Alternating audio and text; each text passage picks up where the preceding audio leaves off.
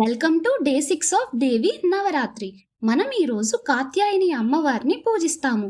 మా కాత్యాయని దుర్గాదేవి యొక్క శక్తివంతమైన, ధైర్యవంతమైన యోధురాలి అంశారూపం. మా కాత్యాయని 4 చేతులు కలిగి ఉంటారు. ఒక చేతిలో కత్తి, మరో చేతిలో తామర పువ్వు, ఇంకో చేతిలో అభయముద్ర, చివరి చేతిలో వరద ముద్ర అంటే భక్తుల కోరికలను అనుగ్రహించే ముద్ర. తన వాహనం సింహం. పసుపు లేదా ఎరుపు వస్త్రాలను దేవి కాత్యాయని ధరిస్తారు. కాత్యాయన ఋషి ఘోర తపస్సు వల్ల దుర్గాదేవిని తన కుమార్తెగా పొందాడు. కాత్యాయన ఋషి కూతురు కాబట్టి తనను మనం కాత్యాయని అని పిలుస్తాము.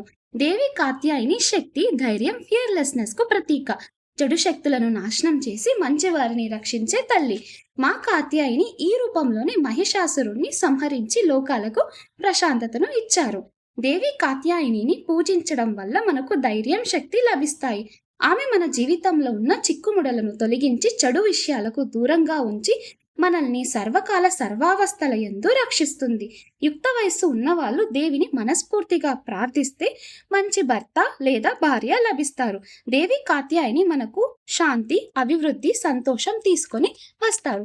6వ రోజు పూజా విధానం. ఉదయాన్నే లేచి స్నానం ఆచరించి పసుపు రంగు వస్త్రాలు ధరించాలి.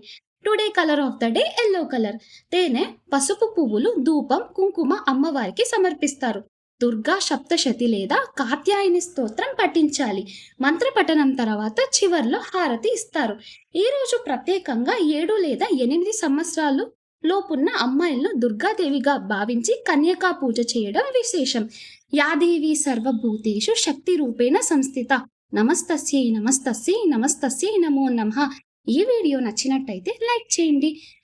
ఆసక్తికరమైన విషయాలు తెలుసుకున్నాము అని అనిపిస్తే మీకు నచ్చిన వాళ్ళకు షేర్ చేయండి.